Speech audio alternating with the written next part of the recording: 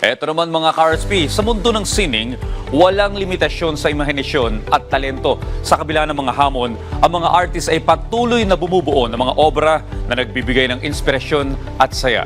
Kaya naman kaugnay niyan, isang year-end group art exhibit ang naganap kamakailan lamang. Panoorin po natin ito.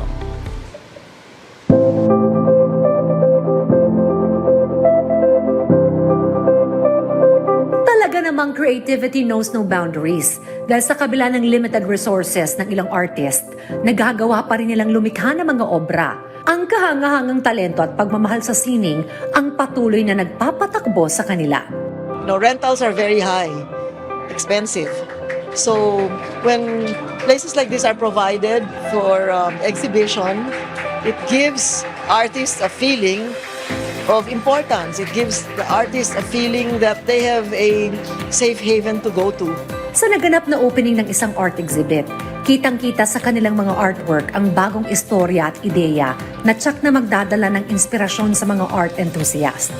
Inspire and motivate, artists, young and old, to keep coming up with innovative and creative artwork.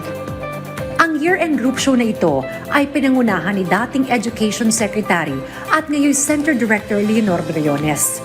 Ito ay daan bilang pasalamat sa isang taong pagsuporta ng publiko sa mga likhang sining ng mga artist. Kasama sa exhibit ang iba't ibang uri ng art forms tulad ng paintings, sculptures, mixed media, at digital art ng 21 artist na lumahok. Ang tema ko madalas ay figurative, no? Laging may taong involved. At basically, it's humanity. Pagiging tao, paano pakipagkapwa-tao, yun ang laging theme. Hindi makukumpleto yung buhay ko na wala akong ginawang art. Parang bata pa lang ako talagang, yun na yung talagang nasa isip ko kahit binabawal ako ng magulang ko na mag-drawing at bumili ng artwork. Ginagawa ko ngayon yung mga paintings na masasaya ang kulay. Kasi tayo ay napapaligiran ngayon sa ating paligid. Marami tayong mga nararamdaman na nakakalungkot ng mga balita. So kailangan pagdating ng bahay, makakita tayo ng painting na masasaya para kontrahin yung lungkot na yon. Ilagay nyo sa puso yung pagpipinta para mas lalong matagal pa.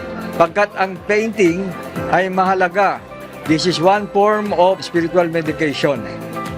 Ang bawat artwork ay may kanya-kanyang kwento at kahulugan na nagbibigay ng pagkakataon sa mga bisita na makapag-reflect at makapag-reconnect sa kanilang sariling mga emosyon at karanasan.